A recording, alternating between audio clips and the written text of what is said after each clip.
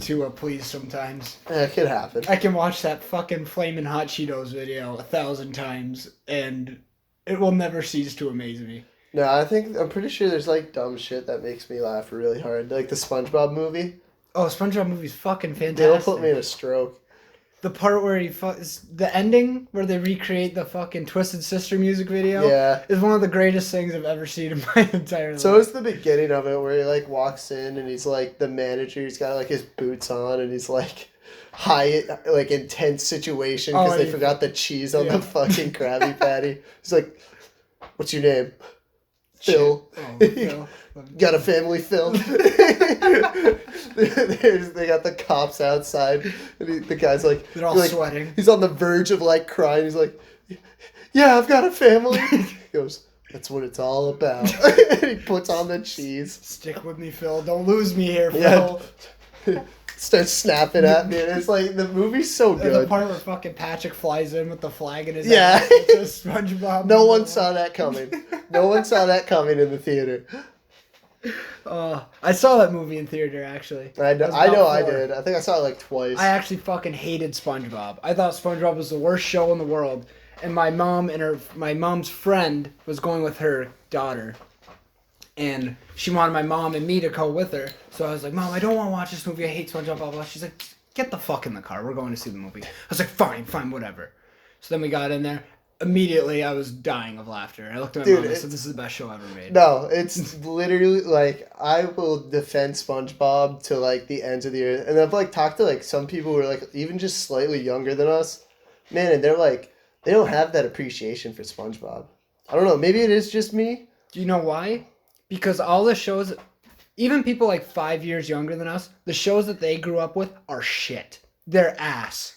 Yeah. To the most ass degree. Think of it. We grew up with, like, SpongeBob, that 70s show, Drake and Josh, Codename Kids Next Door. Oh, God. All those fucking awesome shows. What'd they grow up with? Chowder. Oh, Chowder was good. Come on, man. Gumball. Gumball's a little fucked. Yeah, no, those shows are nowhere near as good. The only decent show was that Mad Magazine show that came out. That show was fucking awesome. But that's... Oh, yeah. I mean, Mad Magazine's been out since the 30s. They just made a Cartoon Network. You ever watch Camp Lazlo? That show was alright. I remember loving that one. It was weird. Is that the show with the beaver, right? The beaver's the main character? No, it was the monkey, I think. Or the platypus or something? It's something weird. No, there was like the monkey, and then there was like... I stopped watching... Slinkman, that fucking slug guy. I stopped watching fucking cartoons after that fake reality cartoon show came out. Where they're all in the woods or whatever. Total Drama Island? Yes. I thought that show was the stupidest thing ever. I never liked that show. To watch cartoons after I never liked that show. That show needed a little bit more pizza, if I do say so myself. I'm sure there was plenty going around. Maybe that's what it was based off of, actually. Maybe that island was Total Drama Island is Epstein's Island. Speaking of pizza, did you hear this happen? This is like a year and a half, maybe longer ago. You know Dan Schneider? You know who that guy is? The guy who created iCarly, Drake and Josh, Victorious, all those shows. Is he a pedophile? Oh, totally. He was fucking all of them. Like, all of them. Oh. Like, there's something came out where, like, before each, like, shoot, he would make sure he rubbed Jeanette McCurdy's feet or some shit while she was, like, 14. Like, or he would make her rub his feet. It's something weird. Some fucking creepy shit. Damn, dude. Same with Matt Groening, the guy who created Futurama and Simpsons. He was on fucking Epstein's plane getting foot rubs from Virginia Roberts Guthrie. I don't know who that is. That's the girl who came out with all the Epstein shit. Oh. But Matt, you know who Matt Groening is. You've seen Simpsons. You've seen Futurama. Yeah. Yeah, that Wonderful guy. shows. Futurama more than... See, I hate Futurama. I could never get in... The game that they came out with on the Xbox, the original one, was one of the best, most fun games I remember as like a young kid. But I fucking hated the show. I don't know what it was about the show. I love the show, dude. It's got like... Some of the memes are funny. I think it's fucking hilarious. And then it's like also like they have those episodes that fuck with your head really hard. I've seen the dog episode. That like was concepts emotional. Like one of my like there's like an episode where Bender tries to play God. Like everything he does just fucking makes everything worse for like this civilization living on him. And they get into like nuclear warfare, and like he's just like, fuck, I don't know what to do. And then there's like the like one where they build a time machine that can only go forward in time, so that they can't fuck anything up in the past, and they accidentally go like way too far in the future, and now they're just kind of like fucked. And so it gets to the point where they're just like drinking beer, watching the universe end because they got nothing else to do. Like they lost all hope of having a. I watched it when I was young. Maybe I should give it a shot now, but I just remember not really liking it. I don't know what it was about, but there were like that one episode where it shows him when he's like fucking before he went into the future or whatever. Yeah, he's a fucking loser. With him and the dog. Yeah, the dog. That was a sad episode. That episode was depressing as shit. Nah, I that hurt. Yeah, that hurt you. I almost cried earlier today. Oh no. Some of the most happy tears I've ever cried in my entire life. Do you know why, Morgan? Penis. Close. Very close. I went to bed around 3 a.m. last night, set my alarms for 8:15, 8:30, 9:30 to make sure I got up in time to get to the comic book store as soon as it opened up, because I had to pick up Doomsday Clock number 12. And in it, Superman shows Dr. Manhattan hope, and Dr. Manhattan revitalizes the entire DC multiverse and creates a better thing and does all of this wonderful, amazing things. And the art was so good. The splash pages were fucking brilliant. And I've been waiting 3 goddamn years for this story to end, and they keep fucking delaying it. It started in November of 2017, and it's supposed to come out monthly. So it's supposed to end like last November. And said it was like 2.5 to 3 months in between each issue. And it finally ended, and I was worried. I was like, there's no way it's even going to be good at this point. It's been delayed too much. No. It was one of the most wonderful things I've ever read in my entire life. Alyssa was looking at me like I was a fucking retard, reading comic books while scarfing down a shit ton of Chick-fil-A, and I didn't care. It was the happiest I've been in a very long time. Superman is a great guy, and there were a couple little drawings there of Superman, and oh my god, I've had a lot of erections in my life, Morgan. None quite as potent as my Superman erection reading that comic book today. So that's a sign of being healthy. Yeah, no, I agree. It shows I don't have ED yet. Yeah. And with all the hardcore pornography I have consumed in my life, ED it's something I have to worry about at this point. We'll just put it that way. It's not exactly, it's on the radar. I just don't know when it's coming. I actually stopped masturbating for a very long time. I started again. How long is a very long time? For me, it'd be like 3 months. Jesus Christ. For me, a very long time would be like if I get done work at 5:30 and then I do it at 11. Yeah. That's a very long time for me. 3 months I did it for 3 months. And then I was like it came in and I was like, no, I'm not gonna masturbate anymore. Lost track of how long, I didn't even realize it was happening. I was like, you know what, we're just gonna keep doing this. Let's see how long we can go. How was it? You must have fucking blew up like a balloon after 3 months. Oh yeah, absolutely. It was. You literally had to shampoo. You had to shampoo your carpets after that. It was pretty great. It was pretty great. Was it worth it? Honestly, I think so. And I kind of want to do it again because I feel like I was happier when I wasn't. I feel fucking you have more shit. You're more. I feel like I have less energy now, and just I'm a shittier person. See, I get way more energy when I do it. Yeah, but you haven't gone extended periods of time. I've gone a month and a half. Yeah, I felt I went 12 years at one point. I feel cloudy. I feel cloudy. That's one difference that I've noticed. Because I feel with a chance of meatballs or no? Yeah. Oh shit, that's not good. No, but the cloudiness of life, where I'm not really here. I feel like my brain's just fuck. Man, I'm not. You're gonna have to go 70% here. So, but when I was doing that, and it wasn't the whole time, but I just felt a lot more present in the moment. And, everything was I was I don't know how to describe it. Well, how was your will with women? Was it better during that 3 months or no? Oh no, I was a dog, man. I was really.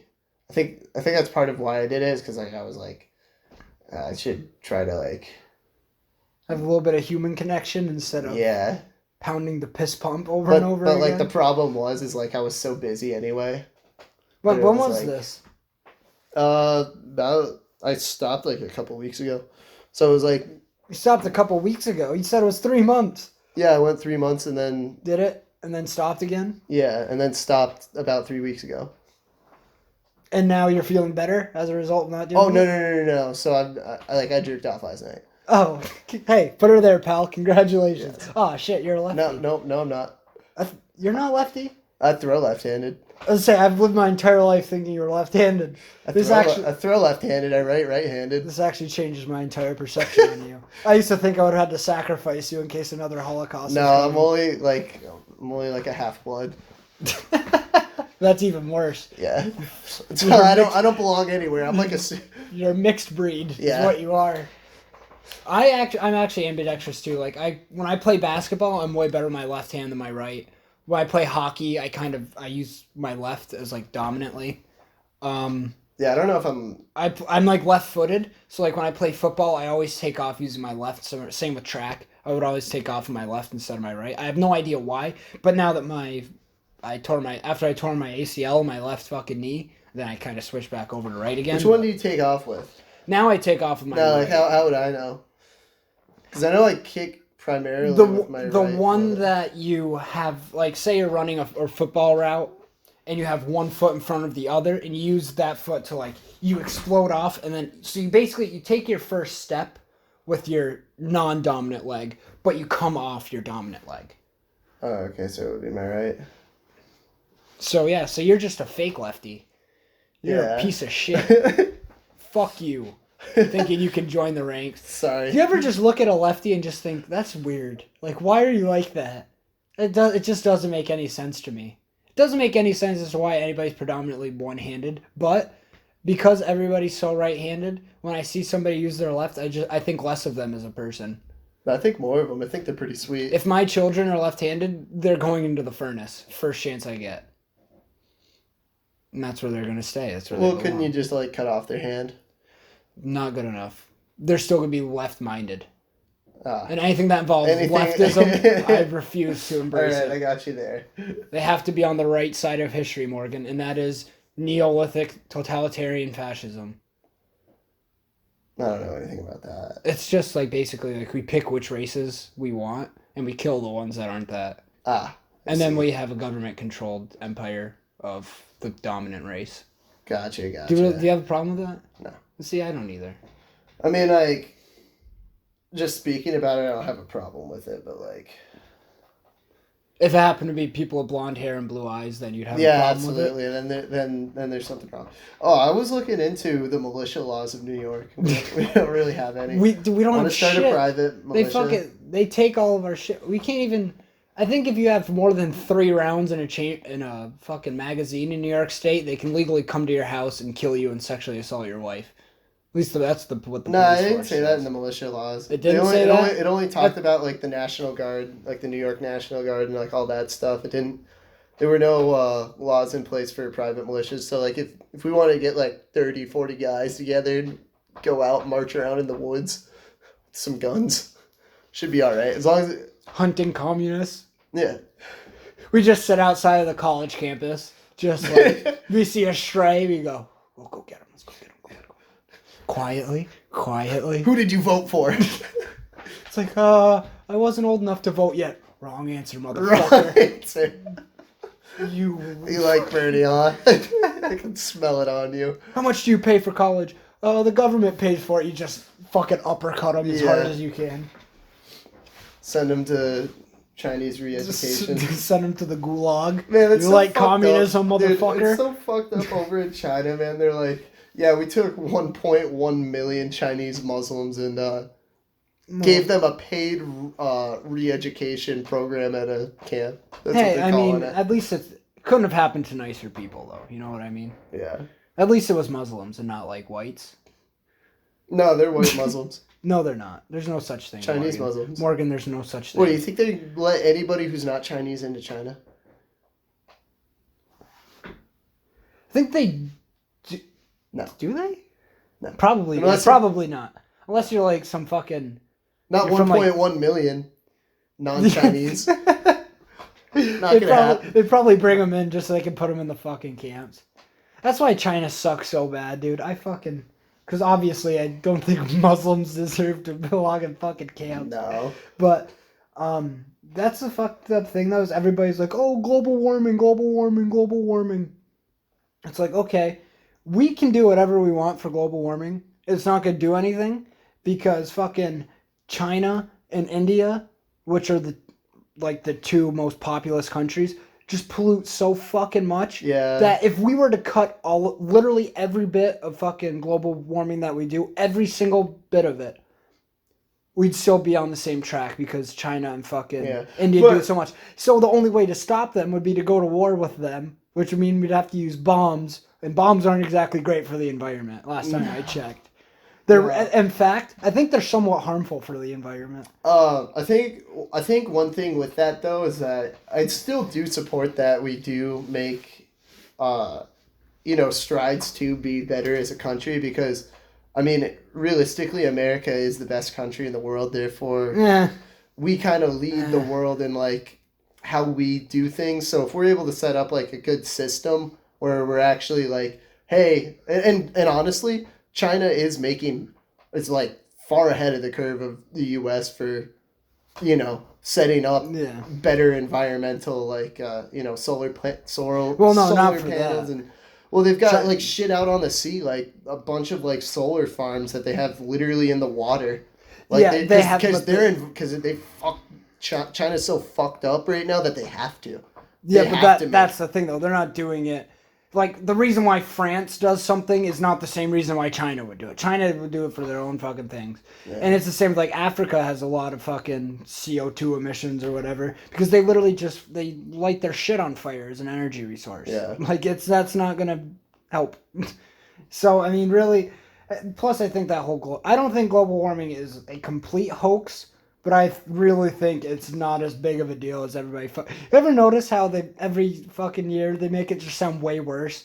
Like, Al Gore said in 2010 the entire countries would be underwater. Then he's like, no, I didn't really mean that. I mean now then. And it's like, oh, that came up, nothing happened. Oh, no, I mean now this. And then Bernie Sanders says, within 20, our grandkids aren't going to be able to live on this planet. Then AOC says, within 12 years, this planet is going to be inhospitable. And then Bernie Sanders comes out and says, within 10 years. It's like, so are we just fucking throwing shit out there just to give people more control over us? Is that really what we're doing? Like, I'm all for, like, what fucking Elon Musk is doing. He's not doing that because of government control or anything. He makes a good product that's better for the environment, and it ends up fucking, people want it also because people will help out the environment given the option if it's not completely out of their fucking control. You know what I mean? It's like nobody's going to give up, like, using coal as a heat source if no one's going to be like, I'd rather fucking live in West Virginia where I can't feel my feet than use coal. Nobody is going to do that. But if, the options are there, sure, but fucking, I don't even know where I'm going with this. But anyway, I think the private sector can handle that way better than, because we're not even in the Paris Accords, and we reach the standards and surpass them for what the Paris Accords wanted us to do. Whereas France and Germany, neither of them and a bunch of countries in these Paris Accords did not hit their benchmark for it. And they're in the fucking thing. So when everybody got all pissy and moany about Trump pulling out of the Paris Accords, it's like, well, yeah, he did. But because our country is technology based and there's a free market and people can fucking choose what they want, don't want to completely destroy the planet. People will use electric cars. They'll use fucking solar panels because it's cleaner and stuff. They'll recycle if they want to. You know what's funny too is that given all the ice caps melting, the polar bear population has never been better. What do you mean? It's extremely healthy right now. Is it actually? Yeah, like super healthy. Like the best it may have ever been. Really? Because if you go on CNN, you'll see one brown polar bear. And in a field of like 800 square miles, they'll be like, we only have one polar bear left at this point, guys. No, they're doing really well. You can hunt them in Canada. Well, you could, if you're within like 100 miles if you're within like 70 miles of the border in Canada, it's a shit show. You go north of that, you do whatever the fuck you want, pretty much. They don't care. There's tribes that literally just hang out near Greenland. that just shoot Yeah. shit, hunt, and do whatever the fuck they want, and Have you nobody heard, even gives a shit what they're doing. I was listening to Joe Rogan, and he was talking about some of those some of those programs where they're trying to like bring wolves back into like different like parts of the U.S. and then like so they introduced like these wolves and now like full blown herds of elk are just disappearing, man. Like they are just fucking the ecosystem, like, and now they're trying to get rid of them. Well, that's why you shouldn't bring packs of wolves into random areas and just say, you guys got it. Yeah, they haven't seen a wolf in like a few generations, but genetics will get them through it. That's like taking 60 Spanish people in 1600s and just dropping them into Bolivia and just saying, see these brown people over there? Just hang out with them. You'll be fine. Yeah. After about 2 minutes, they're all dead. Yeah. All of them. And you know what? It's just the way of the Spaniard. It's not their fault. What it's if Cortez had it his way, like Europeans. If Cortez had it his way, the fucking Incas and the Mayas, they would have been great to him. They all could have lived peaceful harmony, but no, the Aztecs had to murder 100,000 people in one day, drop their heads down the stairs. Cortez said, "This is not civilized," so they enslaved them all, raped them all, and then killed a bunch of them. Because that's the Spanish way, Morgan, and that's how we reach bliss. That is kind of the Spanish way. That's what Christopher Columbus did too. No, not really. He actually didn't have... Christopher Columbus, if you actually look into it, he actually adopted a 12-year-old... No, he was a piece of shit. He wasn't a good guy. He eradicated like a whole civilization. He wasn't a good guy, but he was a lot better than most of the other people. He was a piece of shit, man. Morgan, I'm telling you. I had to do a fucking report, man, for Coyer. Mr. Courier also believes in the wage gap. Okay, yeah, but has nothing to do with the history of Columbus. Well, dude, he was such a dickhead that the first person who spotted land was gonna get like a stipend for the rest of their life, like one of those like $500 a week for the rest of your life. Well, the fucker like saw it, went down, said, "Hey, I see land," and then Columbus took that from him. Are you sure? Because I heard that was a myth. Nah, man, I read that, like, wrote a paper about it, like, I was like, wow, that's I remember distinctly putting that in there, like, what a dickhead. Like, okay, seriously? Listen to me. Christopher Columbus was not a good guy, okay? He was not a good man, but... he was not as bad as... everybody makes him out to be like this pillager and conqueror. No, dude. He made them... He needed gold to bring back to Spain. And so the local population, if they didn't bring back a certain amount of gold, then he killed them. I don't know. When it got to the end I don't think that's true. This is all coming from the same source. I don't know what the source was, but I know it was a printed out piece of like packet thing that I had to read through and write a report for over the summer. Are you sure? Positive. I don't know. I've heard I would never do offhand research of Christopher Columbus. I do not care enough. I'm not saying that... he was a garbage I'm not saying that being. you didn't read this. I'm saying I don't know if this has it. Because I've read a lot of things where actually, like, the main killer of all of them was just disease. Oh, yeah. A lot of it was disease, but he was he really killed off the rest of them. Did he... Are you sure? Yeah. I don't know what the island is. It was like some little island just off of mainland. And they took all the gold, like... You know what, Morgan? Fucking... Yeah, check it. I'm gonna be your fact checker real quick here. That's why I kind of wanted to have like a third person, or like maybe we should like hire somebody like to like fact check shit, because that would make things like a lot better. I think it's key to like having a good podcast is having that motherfucker who like checks stuff and is like, oh yeah, the best way to have that's bullshit. The best way to have a podcast is to know no information about it and to just I don't like that. Yes, see, I love it. Because I could be 100... You could be 100% wrong, or I could be 100% wrong, and we're just going to argue. Meanwhile, neither of us have any fucking clue. But, in this one scenario, I'm going to hit the fucking Google... Nope. DuckDuckGo. That's what we're doing. DuckDuckGo, yeah. Don't listen to Google. They'll still be like, Christopher Columbus, and Google's going to be like, do you mean all white people are evil? Yeah. Like, yeah, I mean, that's kind of what I meant, but not a little bit. That was one of them. Don't you mean all You know what's funny is that when people think of, like, Spanish people now, they don't think of pasty white people like how it used to be. You know what I mean? Were they ever? Nah. Well, Christopher Columbus wasn't He was a Spaniard. Italian. But I mean, like Cortez, Pizarro. They were like pasty white. Were they? Yeah, dude. I never imagined him like that.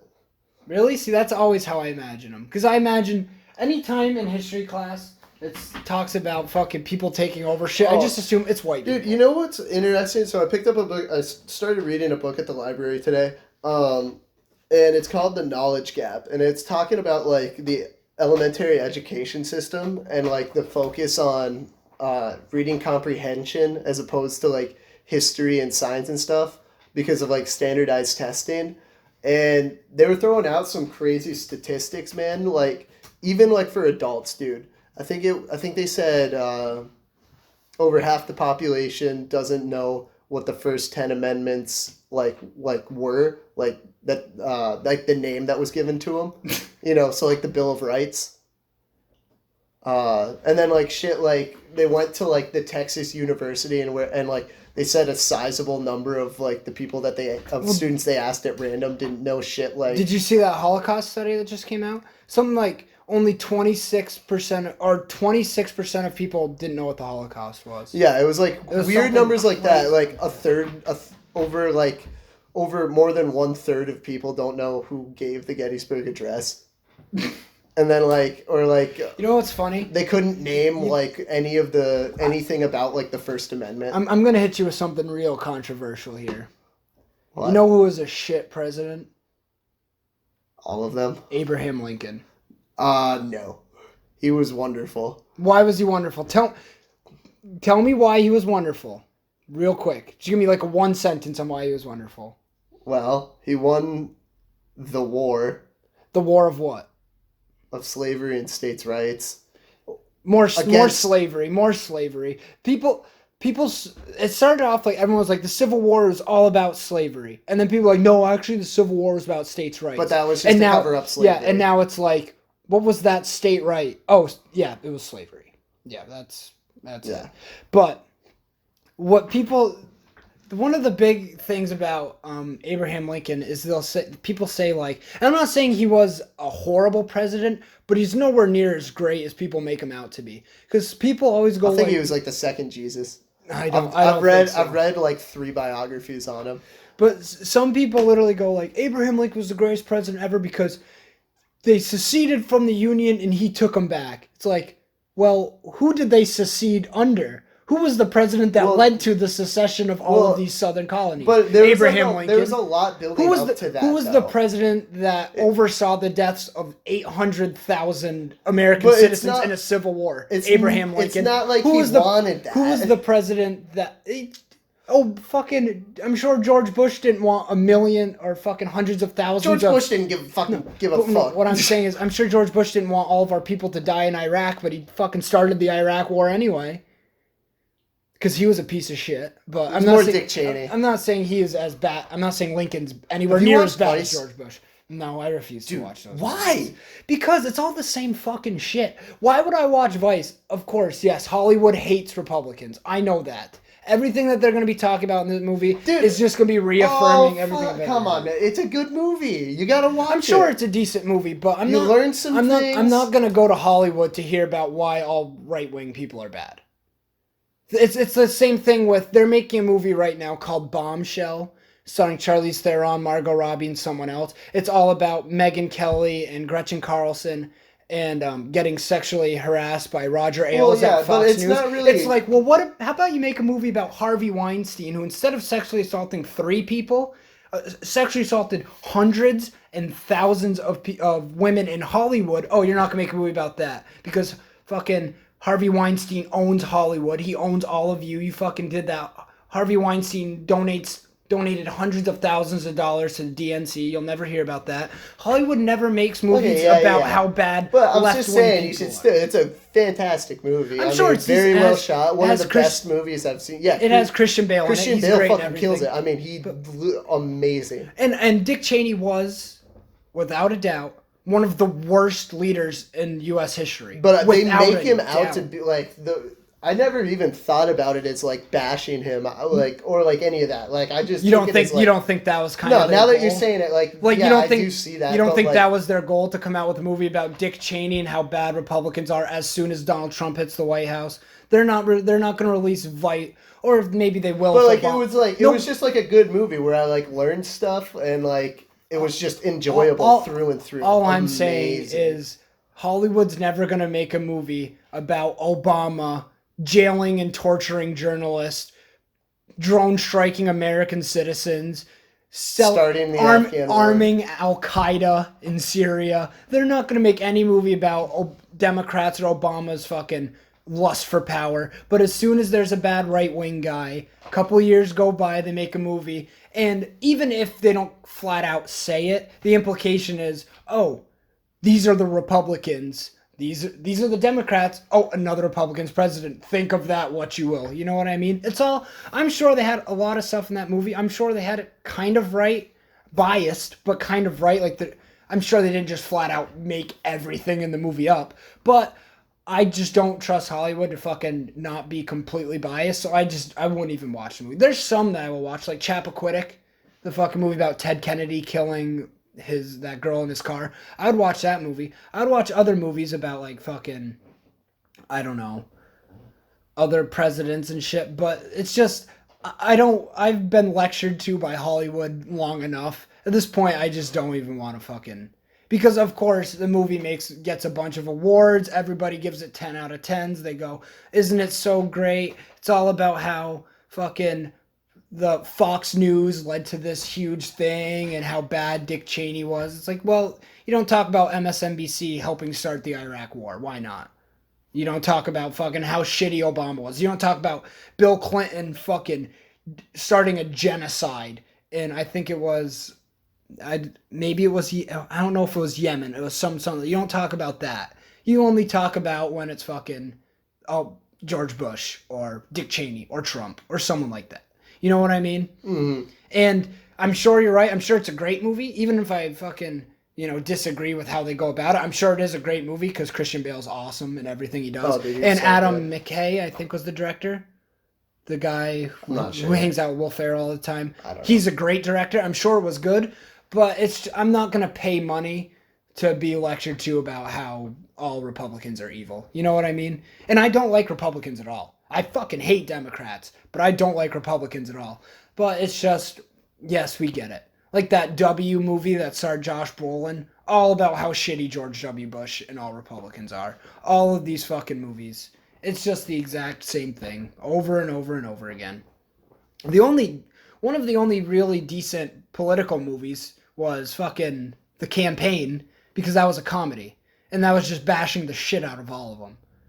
Yeah, it was a funny movie. But what in the face. What happens in Vice? I know it's mostly about Dick Cheney though, right? Oh, it goes through his whole life, like literally everything about him. Like it's basically like a. He was a scumbag. He was a piece of shit. Goes over like his DWIs, like when his life was shit, and then like he got his shit together, like how he went through the campaigns. Talks about like Rumsfeld, who's Steve Carell. Steve Carell plays I saw that when he's so good, that movie. Dude. I was working at the theater when that movie came out, and I watched a couple scenes. I saw that scene with Steve Carell in it, well, one of the Steve Carell scenes, and then I saw one of the scene where it talks about Roger Ailes starting Fox News. I saw that scene too, where it does like flashback, like a montage of it. Do you know what I'm talking about? I saw those two scenes, and I was like, exactly what I pictured. But then it goes over like the whole like, okay, Bush needed Cheney to like win the election. Well, Cheney basically ran the country. George Bush had no idea. And basically it goes over like their agreement that like Bush would be more or less like a figurehead, and Dick Cheney was the real balls. Would take care of like everything. Cheney was the cock and balls of the administration. And so it goes like over that. It goes over like the law that like he put in place, or like their interpretation of basically the powers of the vice presidency, which are basically. There are no, and I've because of like being in like student government and stuff, I've looked at similar laws, and across the board, vice presidency is like basically up to the powers that a vice president has is basically whatever the president gives them.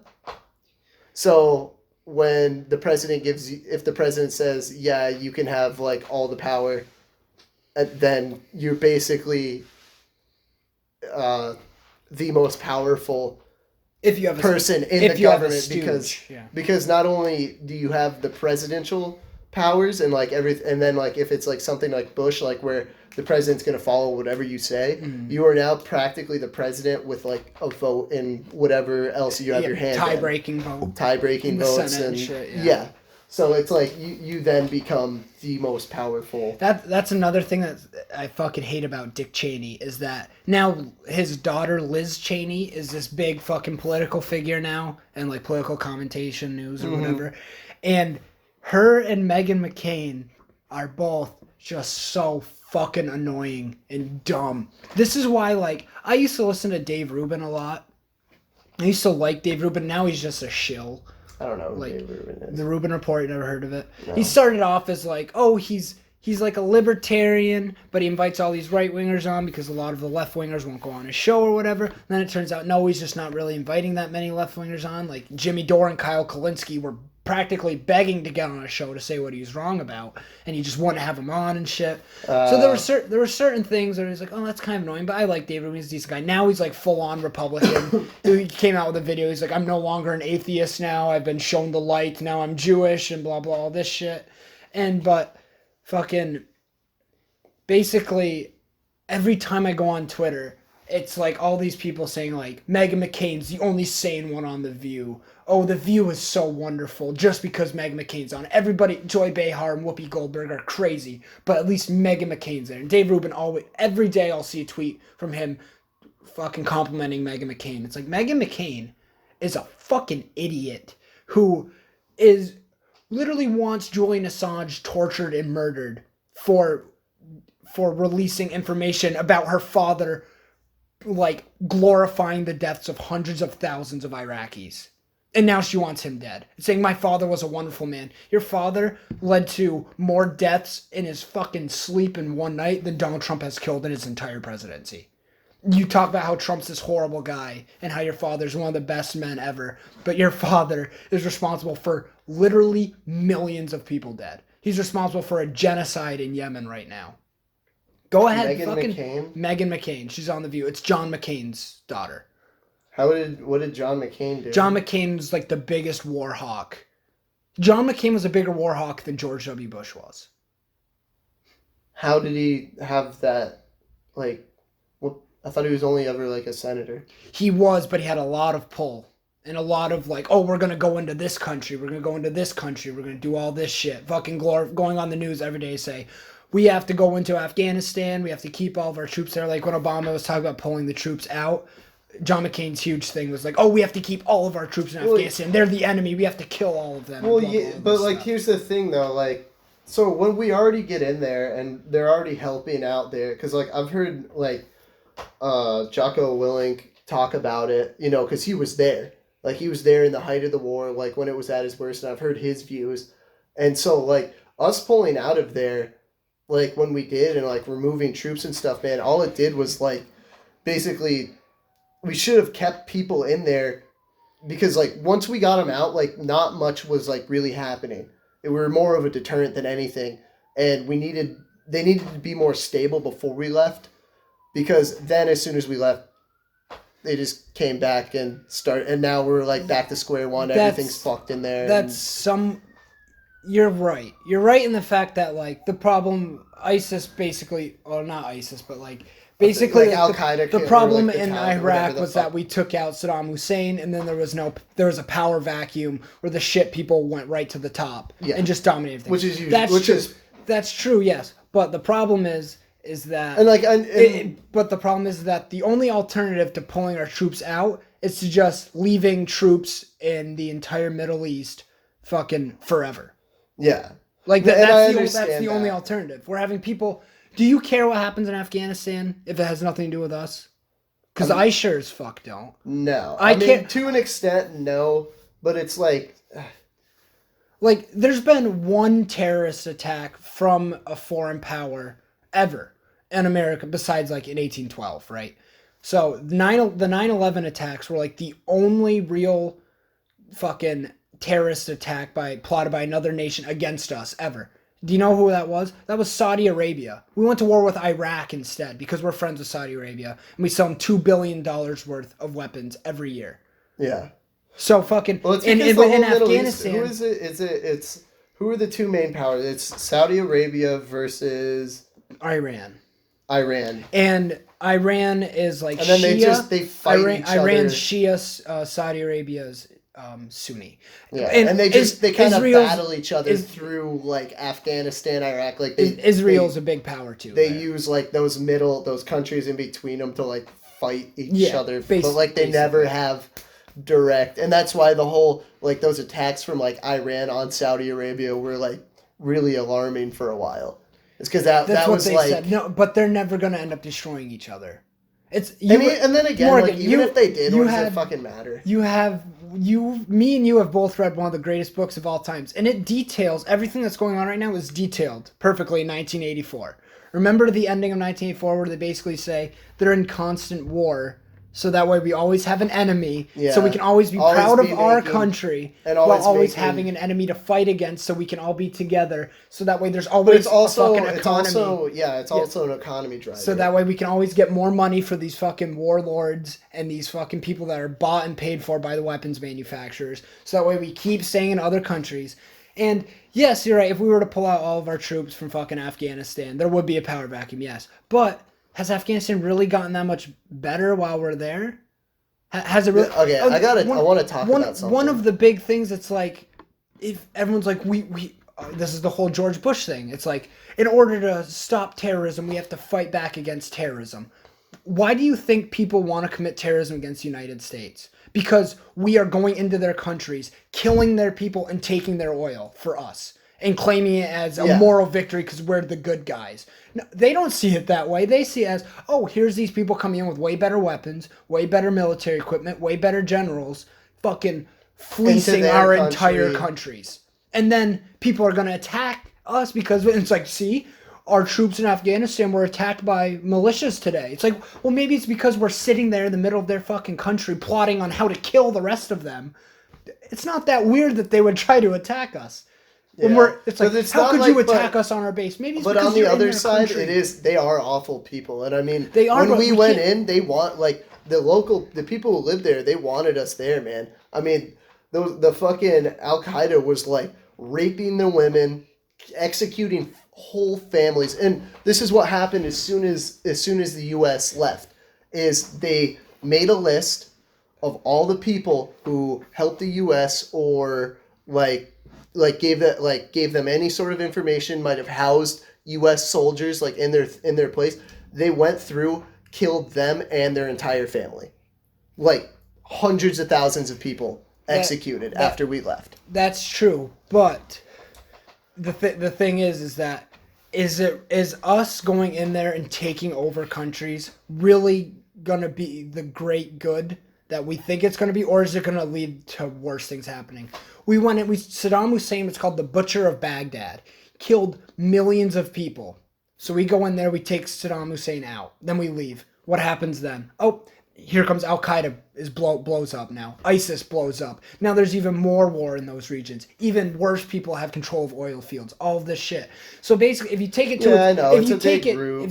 to its logical extent, the justification for these wars is we're better than them, so we have to go in there because we're civilized and they're not. We have to go in there, control their resources, take over their people, instill who we want, and then we control the entire country because there's always going to be bad people. And we have to just keep going in there to stop the bad people because we're so good, even though our fucking people are committing war crimes. And that is on a fucking historic rate, we're committing war crimes. Fucking doing all this horrible shit that we just never hear anything about because we're the good guys.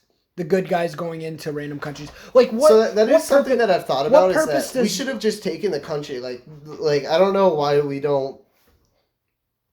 Like we could just take the Middle East, man. Because that would be then people would actually have something to beat. Then people would actually fucking. That would be a real cause of distress for the world. Is if say we went into Iraq and not just like fucking start the Iraq war where we kill a bunch of people, instill a new government and leave. If we were to go in there and just completely like basically make Iraq our 51st state, that would be one of the worst diplomatic decisions because nobody would fucking nobody would work with us ever again. I know they wouldn't. But like, I mean, America's really at the point, man, where we're the world's empire. I mean, we shouldn't be. We theoretically like could take on the entire world and probably win. Yeah, because we have air supremacy, meaning nobody can fuck with, well, they could fuck with us, but we'd win. Yeah. Easily. And are like, for sure, naval supremacy. I should say we have air superiority, naval supremacy. No, we have the biggest, most advanced navy in the world. China's trying to catch up to us, but it's not going to happen. Either way, we, like, if anything... And that's because we spend almost $1 trillion a year of taxpayer money to fucking pay for these people to try and take over, pay for our government to try and take over the world. Yeah. Which, honestly, at this point, hey... Might as well fucking... If you're going to spend all this money, might as well do it. But they can't do it because say everything in Iraq were to go gloriously, right? Say Iraq were to be fucking fantastic. Then we don't have anybody else to fight. Then we don't really need we don't need that many more weapons now because our enemy's gone. Nope. We have to we have to keep keep making it fucking worse and worse and worse so we can keep pumping money into Raytheon and Boeing and all these fucking places so that way we can keep fucking getting the money from them. That's how it's always going to work. Well, yeah, it's the what is it called? Eisenhower talked about, he warned in his farewell address, he talked about the military industrial complex. Yeah, that's what it's called. Yeah. Yeah. You know, and that was an amazing speech. I mean, he called everything. He's like, man, watch out. Right. You guys got to watch out for this shit. We're putting a lot of money into this, and we have to keep checks and balances because if we leave them unchecked, then they're just going to keep getting more and more money and starting more and more war. And like Eisenhower, having been through the worst war that ever happened, you know, being the supreme commander of the Allied forces, and he's like, no, like, guys, we need peace. That is the end goal. That is what I have striven for in my life. That's another thing too, though, is that World War II was the worst war ever for the simple reason that because we had no purpose of going into World War I. That was all Woodrow Wilson trying to start the empire with his League of Nations. And then that's when profiteering came around and like the whole imperialism, making money off of the war. Exactly. Because Woodrow Wilson, who was the worst president we've ever had, the biggest scumbag piece of shit president we've ever had, like, bar none, he was the fucking worst, man. And, of course, so after World War I, what do? We pin it all on Germany. We ruin Germany's economy. We ruin every ounce of faith their people have in literally anything. Yeah. We decimate. We decimate their entire region, pinning everything on them. What were they thinking? And they had nothing. They didn't German start people it. They literally had nothing. They were just. It was the alliances. It was like. But you know that. That's the exact point. Germany, we ruined their entire country and then expected nothing to happen. Of course. And wanted them to pay everybody war reparations. If you're the people of Germany and you're fucking living in the Weimar Republic, as it was called at that point, and your entire country is just decimated from the fucking floor up, just worthless country, aren't you going to accept a leader like Hitler? Who says we're going to build our military up, we're going to be strong again, we're going to take back what's ours, these are the enemy? You're going to see that guy be like, every leader we've had have been a bunch of bitches who have led to the destruction of our nation now. We want someone strong. This guy comes and that's exactly what's going to happen. And he's standing up. And Hitler actually turned Germany around. Like, before he went off the rail, like, which he was always off the rails. Yeah, he was always going to that. But when it came to the German people that he liked, so the Aryans, not the Jews and all other people like that in Germany. He fixed the economy. He did a lot of really great things for Germany. He was the leader Germany needed, but because people who want power like that, people who get power, are generally kind of fucking crazy because your normal everyday person doesn't want that much power. So the people who do fight for it are going to be the crazy ones. They put all their chips in for fucking another crazy guy to become president. Yeah, and I'm sure it was all, and I'm sure and it's all. So I feel like he had his end goal where he wanted to go, killing all the Jews, taking over the world, or at least most of Central Europe, and then probably the world. And I'm sure, and so fixing the economy was probably an essential part of getting to that end, you know. So he had to so he did a lot of good to support all the bad shit that he wanted to do. And that's the whole thing. That's what I'm getting at. Is when you have fucking wars like that, it's just gonna, no matter what you do, it's gonna prop up someone even worse, and it's just gonna keep getting worse and worse and worse until you fucking just, it's all out war everywhere, and that's what each world war was. And fucking the fact that we're in all these countries, while I understand the argument where it's like, well, if we leave their country be in total chaos, that may be true, but does that mean we have to stay there forever then, no matter what? Like, so we have to be there forever. We have to keep paying all this money to keep our troops there. Some of our best and brightest fucking people go over to Afghanistan to try to instill a democracy that the people of Afghanistan do not want a democracy. Not everybody wants to have a fucking democracy. Yeah. Not everybody wants to have a republic. Some people in different cultures want different things. We're trying to instill our values across the world that these people don't want. We're fucking sending people over there to fight for something that they have want nothing to do with. They just want to serve their country, as they've been told. Oh, you're serving your country. Oh, you're fighting the bad guys. Oh, you're part of the good guys. We're going to make the world a better place.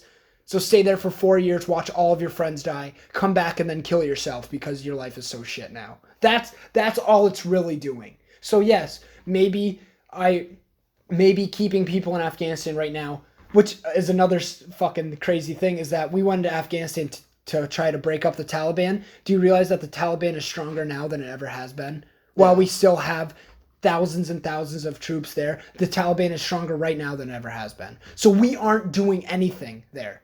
We're just fucking sending people there to die, watch their friends fucking die, and then they come back to our broken VA system that can't give them what they need.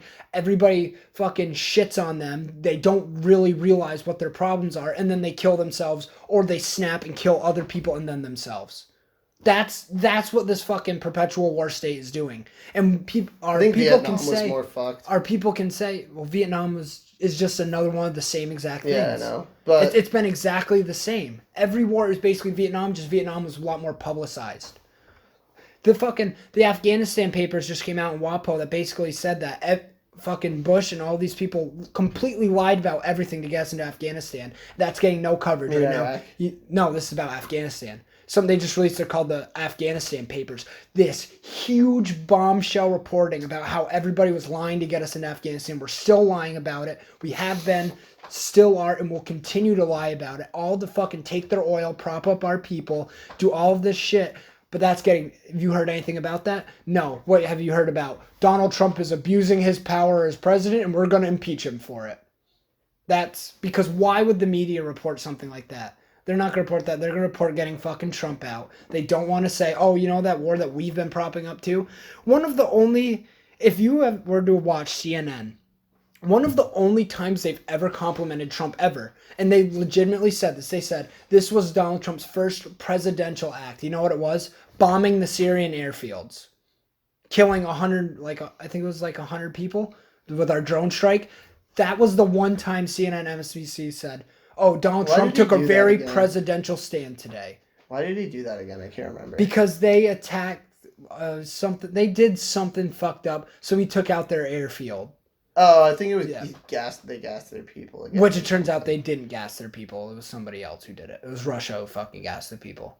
But, so they said the only time Trump's ever been presidential in CNN and MSNBC's eyes has been when he's drone striked an airfield, killing a bunch of people. Interesting, right? How that works. Yeah. Fucking all these people on MSNBC and CNN are former generals, former intelligence agents, former FBI. I want to bring this up. So I was hanging out with some people the other day, right? Yeah, give me because I'll keep going on about this shit. Give me on another We smoked, topic. right? And so I don't smoke very often, but wanted to watch a movie. And I guess when I get high, man, I just start talking. Like I start bringing up like I'll be thinking about shit and I'll like say it to the room, like. And so I was like thinking about the First Amendment and like freedom of speech and stuff, and I brought that up. And one of the guys who was there said, we started talking about censorship. And I couldn't, and like I was high, so I wasn't really like articulate or able to like think of stuff. That's another bullshit he fucking was thing. He was talking about how he supports censorship and that you shouldn't be able to, like, white supremacists shouldn't be able to like say what they want and like stuff like that. And I don't know. I just wanted to bring it up because like I remember getting like really angry. Like I was like, how can you just like be so willing to like allow censorship to happen? And he's obviously Total lefty. Yeah, pretty liberal. Socialist. Great guy. Great guy. Fucking love him. I love him. But like it was really I guess I've been hanging out with way too many conservatives. Because I didn't think people like really did support the censorship on They like do. online They and like all the really do. and like I couldn't I guess it might have been my fault and I like wanted to do more research on it so that I had like actual because like everything I was saying he had like he was able to support his stuff. Actually, I don't really know if he was supporting it. I was high. Mm-hmm. So I don't really fully remember the encounter, like the facts that were thrown out, but I know that everything I said he had a rebuttal for it, and like it was always on the contrary to what I was trying to say, so that actually got me fired up, and now I'm reading and stuff again, and I'm trying to like re-educate myself. You know what the easiest defense of the First Amendment is? This is all you say, okay, so you want to have people control speech, okay? Who's going to control the speech? Yeah. This guy's going to control it. Okay, what if he's wrong? Oh, no, he's not going to be wrong. Okay, yeah, because people that have been wrong before. Okay, all right. It's not going to be that one guy, okay? We're going to have, the government's going to control speech. Who's in control of the government right now? Donald Trump? Yeah, Donald Trump's in control of the government. Do you want him telling you what you can and can't say? Is that what you want? No, because in your head, it's going to be some Bernie Sanders person's going to control it. But that's not happening right now. So you instill what you want right now. Donald Trump chooses who's allowed to say what and what they're allowed to say, and the punishment for if you say something wrong. And it will always be constantly changing. I mean, and so like he said, like because I guarantee here's what he kept saying. Does not like Trump. He's like, well, it's working in other countries. He kept saying that. And I don't know, and I don't like to talk on things that if I don't know what I'm gonna say, I'm not gonna say it because I don't want to make shit up.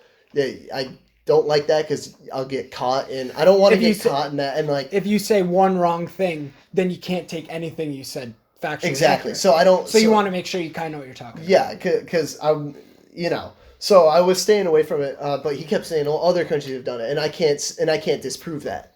That other countries like the Soviet Union, Nazi Germany. But then I couldn't bring up examples of like where. But now I do actually, and I've done research into like China and stuff, and so it's constantly changing. What can people do? What can't people do? And then of course we're not China, and it's like, yeah, not yet, but as soon as you take away that, as soon as you start censorship, then we will be. Yeah, because you take that's exactly, you're 100% right. Is that, well, we're not China. Yes, because we have this. That's why. The second you get rid of that, then what's going to stop that fucking slope from hitting? Yeah. And it's like, because like you said, and so I'm excited to reconvene with this person when I'm sober and like more articulate, and I want to research more, and because he was actually very skillful in everything that he was doing. I'm sure. I guess he's like one of those people who likes to go online and argue with people, like in comments and stuff. So like, my work's cut out for me.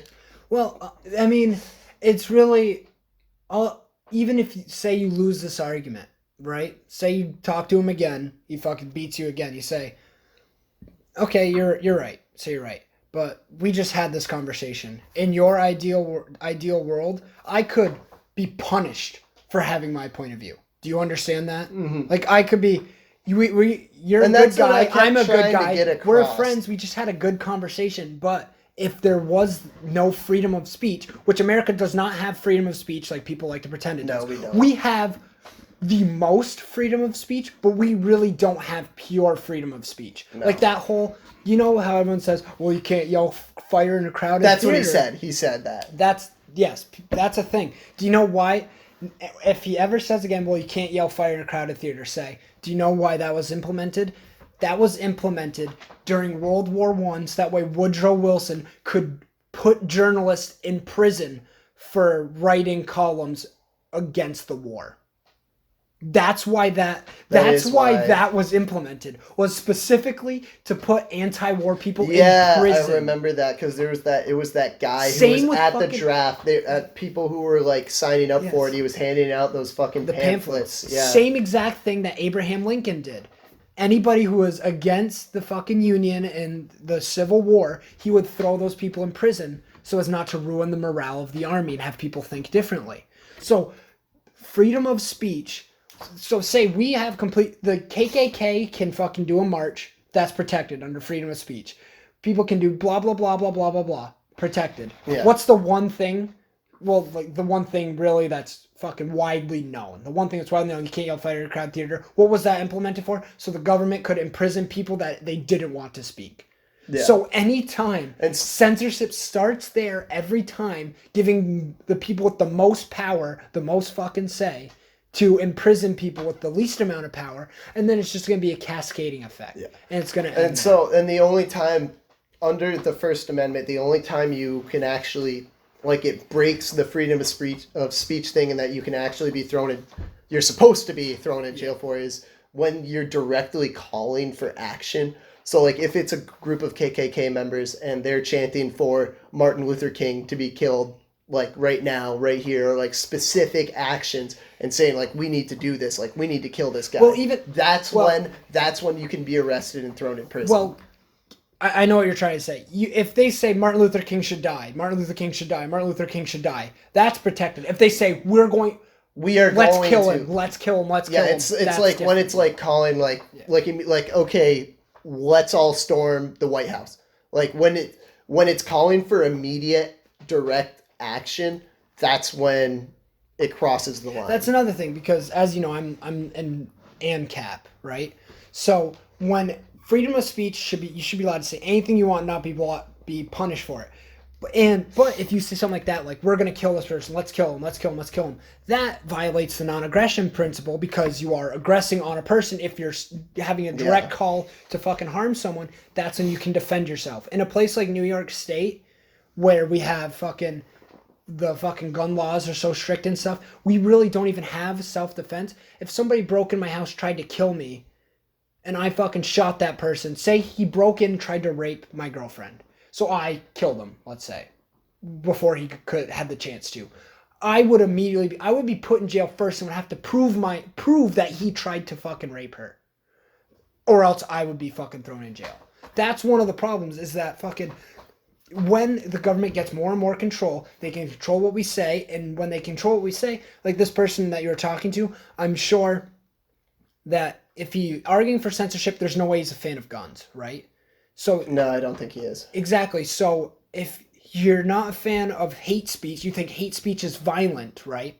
Let's go with what he's saying. Let's take it to its logical extent. Hate speech is violent. You're calling a gay guy a faggot. That's violent. Why is that violent? Because you're calling the faggot to hurt him, which means that you hate this person, which means that not only are you going to say something, you're going to try to hurt that person. Don't you want the person who is being aggressed upon to have any means to defend themselves that they can? Like, the biggest proponents for the Second Amendment in, like, our entire nation's history were former slaves with other people trying to re-enslave them. The biggest proponents was so that black people could have guns to protect themselves. So when people argue against the Second Amendment, they're arguing against something that was instilled so that way people who were literally fucking enslaved couldn't have guns, so that way people could just walk in and take them again. Like, women fucking need guns, so that way if they're going for a late night jog or something happens, they're going home after work late at night in a big city and people are trying to attack them, pull out their gun, fucking kill that person or shoot them or get them away. Fucking people, if the second you get rid of a little bit of freedom, you end up like Hong Kong. You think Hong Kong would be anywhere near what it is right now if they had a Second Amendment? If the people of Hong Kong were allowed to have weapons, they would not be getting murdered by the police all the time. It's crazy. The police would let them do whatever the fuck they wanted because there's no way they'd be able to take all of the people. I saw an article on that about like some archery student who because they don't have guns, he's using his fucking bow and arrow, man, from his archery class to fucking kill the cops. Exactly. Like crazy. That's another thing, dude. Is these anti-Second Amendment people are like, well, the police should have guns. The same police that you see killing unarmed black people on fucking Twitter all the time. You want them to have the guns. But instead. The same people who fucking during that Parkland shooting, those cops who hid outside while the shooter was killing because they were scared. Those are the people you want to have the fucking guns. Not the people who can actually defend themselves or someone else. You don't want them. You want hands. You want guns in the hands of the government who can use those with immunity to kill you and get away with it. That's what you want.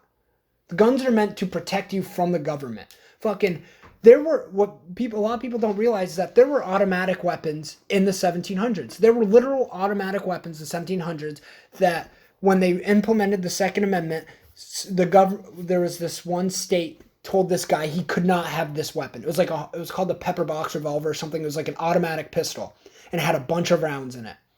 And the state government or someone said you can't have that. So James Madison, the guy who wrote the Constitution, said perfectly legal. Perfectly legal, you can have this to defend yourself. James Madison fucking wrote that some guy had cannons on his ship to defend himself. The government was like, you can't have cannons. James Madison stepped in and said, that's under the First Amendment. That's under the Second Amendment. Have any means to defend yourself. They had fucking all of this shit that you said you could defend themselves with anything. Now people are like, there weren't AR-15s in the fucking 1700s. It's like, no, there also weren't phones. So if you say there weren't AR-15s in the 1700s, so they're not protected by the Second Amendment, that means Twitter shouldn't be protected. That means any text message I send should be protected, because when they wrote the First Amendment, they didn't expect me to send a picture of my asshole to somebody on my cell phone. Which it isn't protected. All you have to do is take these things to their logical extent.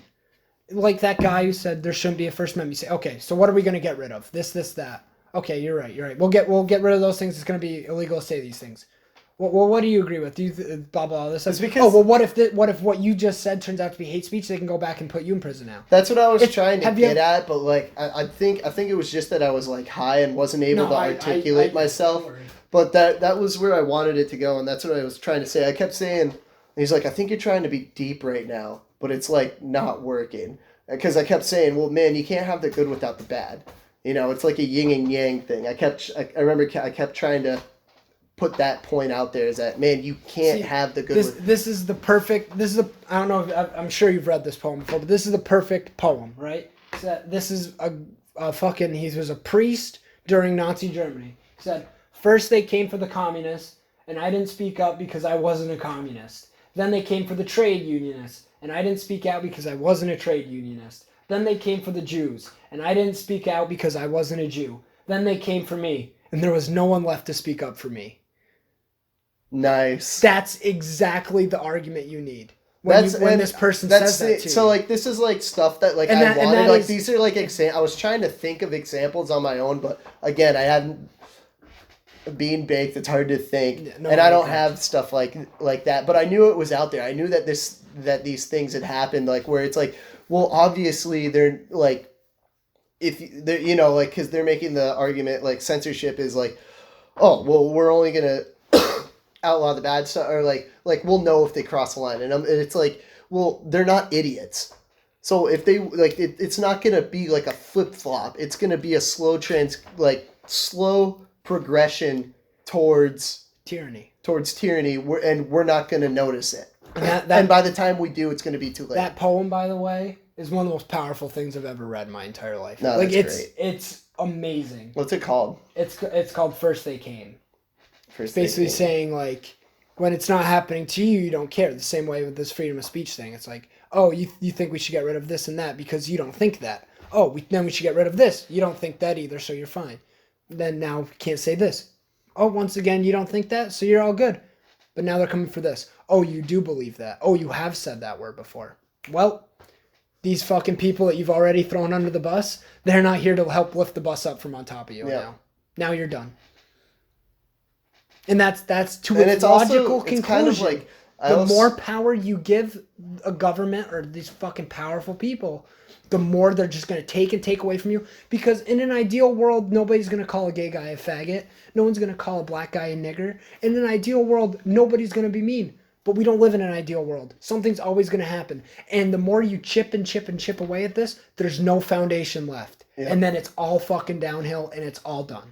And honestly, we're already starting to see it. Like it. You think when with the set like you like think when the Bolsheviks the R word stuff like that, like it's already happening. They're already it's already like we're watching it happen, and that's why you think when the Bolsheviks revolted against the Tsar of Russia to instill communism, you think they thought 50 million people were going to be killed by the government for that process? No, they didn't. You think the fucking people in the Ukraine who had their farms, you think they expected the government to starve them out and completely wipe their entire country basically off the map and kill 3 million people? No, they didn't expect that. The more you give and give to these people, the more they're going to take, and you think you might like someone when they have no power, but the second they have all of it, what the fuck are you going to do? Yep. Yep. That's all your argument really needs to be. He might come up with these fucking crafty like, oh, well, really, if you read blah, blah, blah, blah, blah, blah by Rene Rousseau or blah, blah, blah, all this stuff, it's like, sure, think that, whatever. I'm going to go by human nature and not by what you read in your fucking fairy tale Communist Manifesto novel. I'm going to go by how things are actually going to be implemented. And when they are implemented, you're not going to like the outcome. Because what's to stop them from doing that? Yeah. I mean, and there's certain things that these fucking lefties have down packed perfectly. Transgender bathrooms, I am all for fucking transgender bathrooms. Mm-hmm. Use whatever fucking bathrooms you want. Fucking gay rights, use whatever. I don't give a fuck what you do. As long as it's not hurting anybody. These socially liberal people, except for these fucking trainee kids. I do not agree with the trainee kids because they really can't consent when they're that young. No. But there's certain things that the right when it comes to social issues is horrible. They want to ban porn. They don't agree with, some of them don't agree with gay marriage. They don't fucking agree with transgender bathrooms or whatever. Mm-hmm. They don't think some of them think you shouldn't actually be able to transition at all if you want to. That's all fucking stupid. As long as you're not hurting anybody, fucking you're fine. Legally wise. Or like doing whatever. You want to do the anti-drug war left? That's great. If somebody wants to fucking smoke crack in their house and it's not affecting anybody, who cares what they do with their body? Yeah. But then you have people like that. What a lot of people think that, some of them do that thing where it's like, well, you know what does hurt people? Bad words. It's like, you know what hurts people even more than bad words? When the government fucking throws you in a torture camp for using a word. Yeah. That's even worse than using a bad word. What would you rather do? Be called a retard or be thrown into a gulag for calling someone a retard? Yeah. Those are the only two options. And it's not going to stop there. That's why it's... And then you look at, Canada even. Canada is a great example because they don't have a First Amendment. You know, that's not written anywhere. So, everything's subject. So they have their Human Rights Council. Tribunal. The tribunal, yeah. The court that fucking decides. And so, which just fined a comedian $50,000 for making a joke. Yeah, and that's where I wasn't going to go with that example, but I know that that they're fining people for misused pronouns and stuff. Like, you can get a fine for that. That's ridiculous. That's unreal. And then where does that end? You know, people are going to keep making that mistake. It's not going to stop, and then especially this whole gender fluid thing. There's people out there who change genders on a whim. Like, there's a Radiolab interview where this person goes from a guy to a girl, multiple times throughout the interview. In this fucking no hate speech zone thing, where freedom of speech is censored, and there isn't freedom of speech, if you're talking to somebody who identifies as a girl, you call them a girl, and 2 seconds before that they started to identify as a man, you can be fucking thrown in jail for that. Yeah. What? So it's like, and then at that point, you just hope that it's like really the way I see it is it should just come down to decency. Like, I don't, me personally, like, I'll use whatever pronoun, like, that somebody would like me to use. Like, I would as long as it's like you just need to tell me, and then I'll use it, and like you can keep switching it up. Like, that's fine. It's just it's a new thing that's happening. We've never seen it anywhere in the world where it's been like this before. So it's going to take some adjusting, and all the hate and again, here's the thing that is difficult to see. With all of the Russian influence on our social media, making the posts a lot of that's such bullshit though. It's like, yes, some Russian people made memes. You really think anybody that wanted to vote for Hillary Clinton's going to see a meme and then vote for Trump? No. Yeah. Are you fucking kidding me? No way. The idiots out here? No way. But there's such idiots. Dude, we just talked about how over half the population doesn't know who gave the Gettysburg Address. That's true. They're absolutely going to fall for this They shit. are, but... I will fall for it. That may be so, but is that really the biggest fucking... They treated that whole Russian meddling thing like they were literally... I'm not talking... I'm talking about right now, like the stuff that's happening right now with Russian influence filling up our social media with propaganda, both for and against Trump.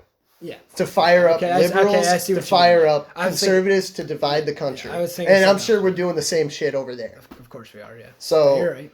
But and I forgot where I was going with that. But yeah, that's a thing. I guess it technically is a thing. You're right. Because at one point, what they did do is they scheduled a protest to get a bunch of people to go to it, and then that same group scheduled a counter protest to protest against the protesters. You know where I was going with that is I was gonna say, so maybe the problem isn't as bad as it actually seems, because you really think about it, how many gender fluid, transgender people are actually out there? It's a very small percentage of our population. Yeah, which is something something a lot of people don't mention is that, like, yeah, like, there's all these people on Twitter saying, you can't fucking say this, blah, blah, blah, blah, blah. It's like, that's like 0.001% of our entire population actually believes in something like that. Yeah. And it's just like, so I feel like the problem isn't as big as it, and that's why, like, when you think about it that way, it's like, it makes a lot more sense that, and what's even funnier, dude, is that it's probably only, even if you give Russia half the credit for the shit that's been going on with, like, this stuff that you see when you go on Facebook, even if that's only half Russian influence, the other half is still just people it's still just media and dumb people. Yeah, you're 100% right. Another thing too about this whole, like, fucking this, like, slippery slope thing. Fuck, I forgot what. Oh, okay. This whole reparations thing. It's like, people are like, oh, black people should be paid by all white people as a sign of, like, fucking payback for reparations. It's like, well, okay. I think that was only, and I don't support that. No, they talked about that during the Democratic primaries. Like, yeah, I know who you're talking. People are saying they're for it and shit. Yeah, but then whoever said that got immediately, like, knocked down for saying it. Like, but I can't. Who the fuck Joe said Biden that? even said that he thinks we should instill reparations. He's the front runner, and he said that. But, like, and that's another one of those slippery slope things. Go, okay, so let's say that we do. We need to pay reparations. We fought a bloody war for it. But a lot of people died. But it's what I'm saying is, like, okay, let's say yes, we need to pay reparations. Who's paying the reparations? I know. We've already talked about all this. white people. It's like, okay, well, say my relatives, my people came from, my ancestors came from. Mine came from Ireland. Yeah, mine came from Ireland too. So do we have to pay even though we didn't own any slaves? What about Obama? Obama's grandparents, or Michelle, it was either Michelle Obama or Barack Obama, one of them. One of their grandparents owned slaves, but they're black. So do they get money or do they have to pay money out? What about LeBron James? LeBron James is one of the richest people in world history.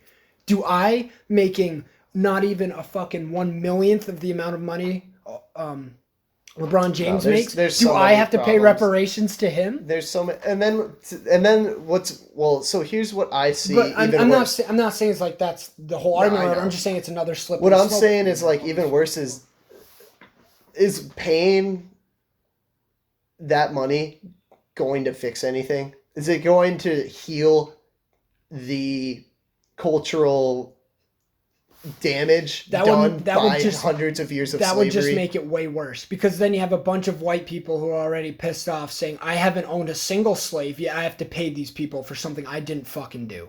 That's going to make race relations so much worse if you make a bunch of poor white people pay a bunch of fucking other people for something they had no part in. Yeah.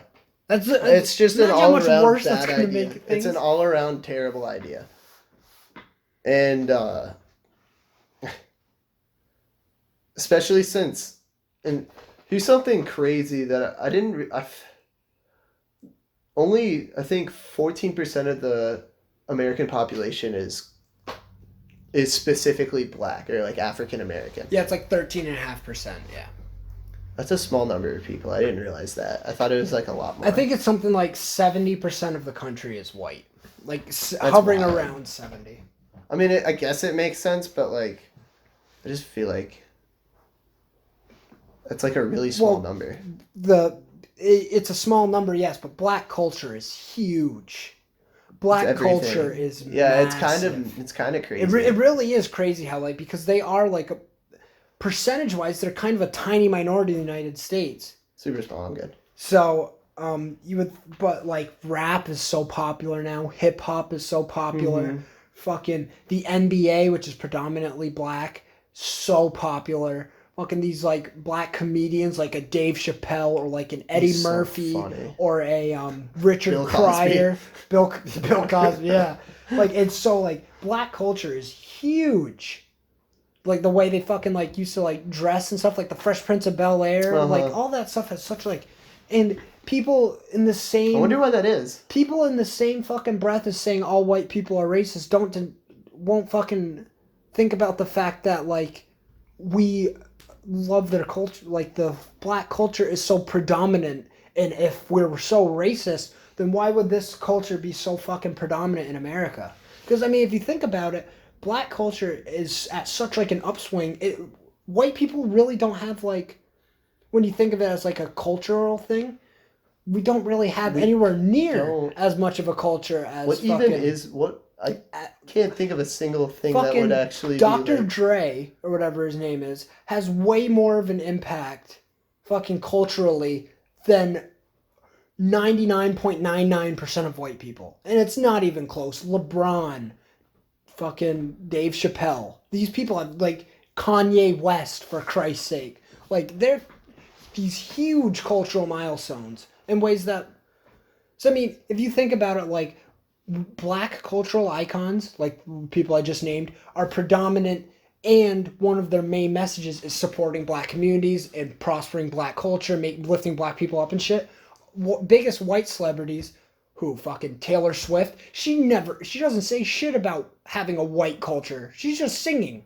Whereas fucking Kanye West, you listen to Kanye West because you like the music, but you also listen to it for the message and the shit like this. There's no messages about white people in these songs. It's about love, money, drugs. Shit real like white culture would be like country music, and that's just about drinking beer and fucking having a good time. Yeah, literally farming and shit. Like a lot of people go, "What? Well, white culture. What about Western civilizations? We started the freedom of speech and blah blah blah shit." It's like, okay, yeah, hundreds and hundreds of years ago. Yeah, what have we done recently? Yeah, What's actually on people's minds? Fucked up the earth. What's actually on people's minds more? Kanye West or fucking John Locke talking about natural rights? Kanye. Definitely fucking Kanye. Yeah. For better or worse. I hate rap. But, I mean, a lot of people fucking like it, so it's predominant. I haven't been a very big fan in recent years. There was, for like a little while, I really, really liked it. But for me, it's all the same message, really. It's all about getting fucked up and whores. And just, and the message behind it, like, it's not... It's stuff that I don't like to listen to because I don't like that message where it's like, okay, I have problems, life sucks, so I'm gonna drink my sorrows away and... Fuck whores all the time. Yeah, no, I get it.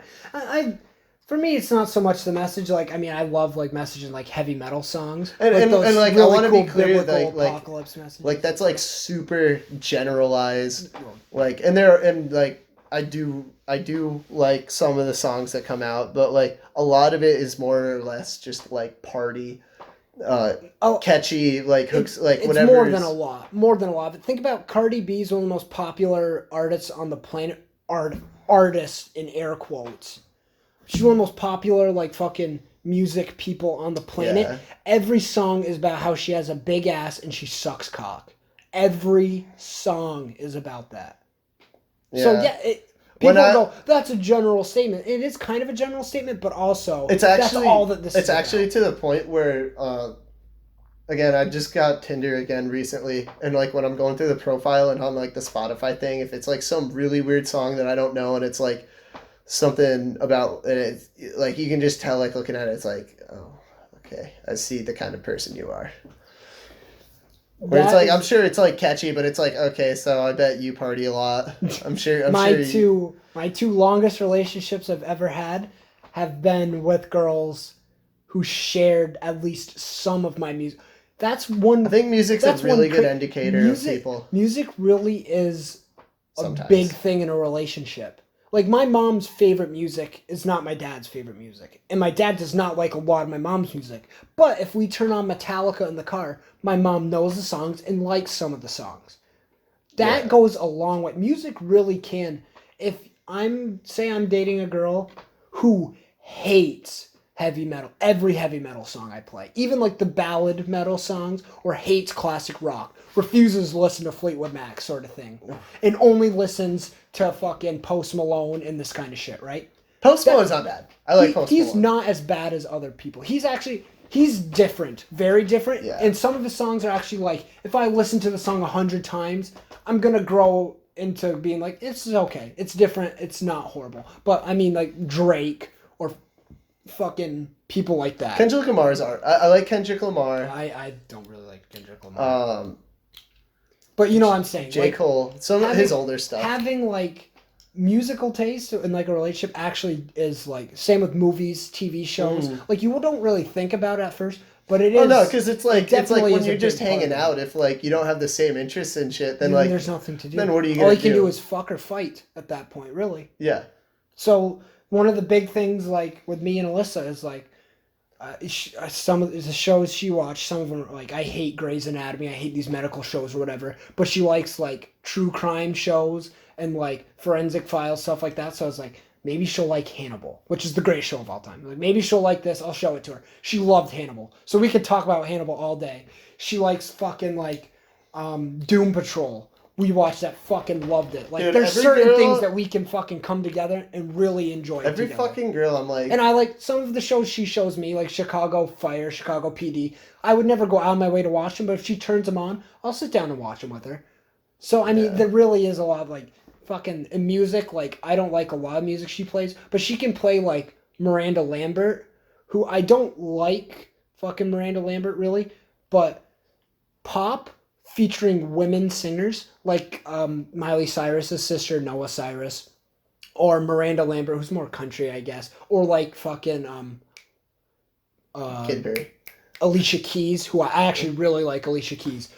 Girl pop music is way more pleasing to me and sounds way better than male hip hop music, because female pop music, they're actually singing, there's like a piano or something in the back, it's actually like decent.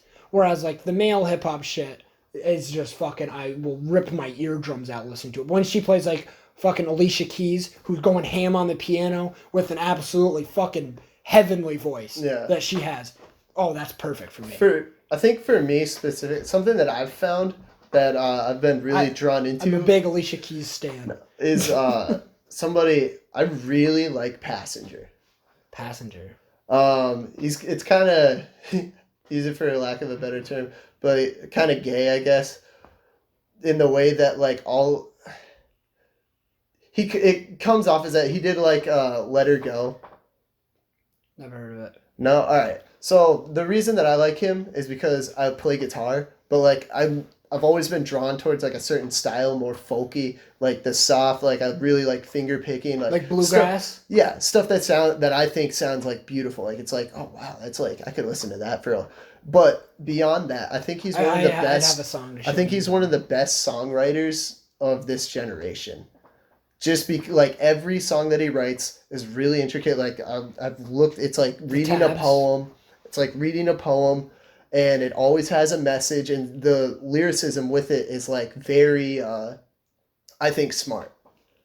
And like I know you get that with like rap, like certain rap songs, like it's like, and I think that's where I don't like rap now is that when it was older, it was a way of like expressing yourself through like this strange poetic rhythm. I know, like, you're talking about, like, NWA. Yeah, and it was, like, describing this message in these lyrical ways, and it was, like, so smart, like how they would lead into it, and, like, 90s different rap, words. 90s rap is definitely way more intelligent than what they're doing now. Yeah. Way more, like, fucking, like, you feel, like, what, like, the singer's going through. Because, like, originally, like, which is why I like bands like Metallica, like, in the song, you've heard Master of Puppets, obviously, right? Master of Puppets, the song's all about drugs. So fucking, the beginning of the song's like him like fucking falling to the drugs and fucking like just going crazy, needing the drugs and all this shit. So the music's really fast and heavy. And then like through the progression of the song, like you realize at one point, okay, now he takes the drugs. Now he's high. And it's really slow and beautiful and mellow and shit. And then it just progresses toward now the withdrawals come back again and the drugs are taking over. And it's just really fast and pumping. Early rap kind of had that same thing. Like fucking NWA or fucking Biggie and Tupac, like it had that kind of shit, but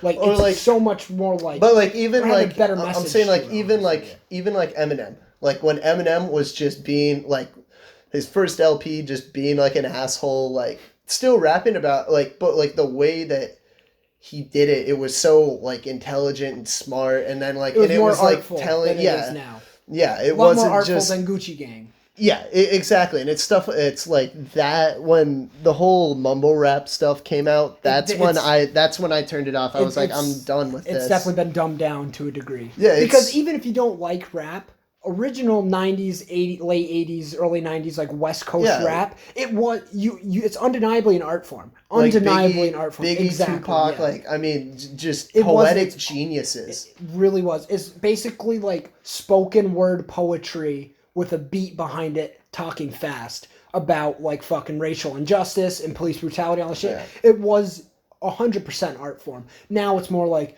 Gucci Gang, Gucci Gang, Gucci Gang, or fucking Tekashi. It's just 6ix9ine, and it's just like it's stuff where like, and like I'm not gonna say that I can do it, like I can be, but I can do that. It definitely takes when you think you can do something as well as the person doing it. Like if I were to sing Gucci Gang, I could sing it just as well as that fucker can because there's no real talent there. But I could not do what Eminem does on the Eminem show, first album or whatever. Could not do that. The LP. I could not sing like fucking Stevie Nicks and Rhiannon. If I think I can do something as well, why would I listen to it? I can't play guitar. But like what I'm saying is like the actual writing of Gucci Gang. Like I'm talking just straight lyrically, the stuff written down. I can do that. That's not hard, man. He rhymes like 4 words together and then the same word with the Gucci Gang, Gucci Gang, Gucci. I mean, for like over 75% of the song is just the same thing being repeated, and the other stuff is also repeated. It's an awful like. I don't know, man. It's just pop. And so that's why I like. It's just radio shit to get views. And so that's why I really like Passenger, even though like. Is it kind of like an Ed Sheeran sort of thing? Yeah. Even Ed Sheeran, like I don't like Ed Sheeran, but it's definitely a quality music. He plays the guitar, writes his own lyrics, and writes his own fucking guitar and shit. It's definitely music. It's not like Tool that I listen to, or the 15-minute fucking prog metal songs. So you can appreciate it. There's talent behind it. There's a little bit of fucking soul that isn't artificially created on a keyboard just going dun, dun, dun, dun, dun, dun, dun, dun, dun, dun. It's actually like you can feel the song more. There's more emotional attachment. Yeah. And then there's this other guy. Which I'm huge with like emotional attachment to music. I love it. There's another guy who I really like. His name is Gregory Alan Isakov. He's also like really folky. He's actually from South Africa, yeah.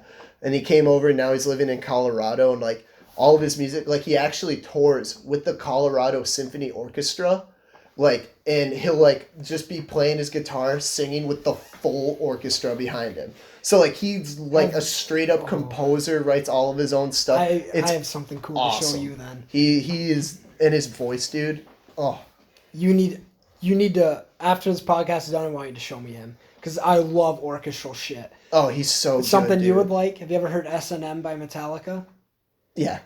Their concert with the San Francisco Symphony.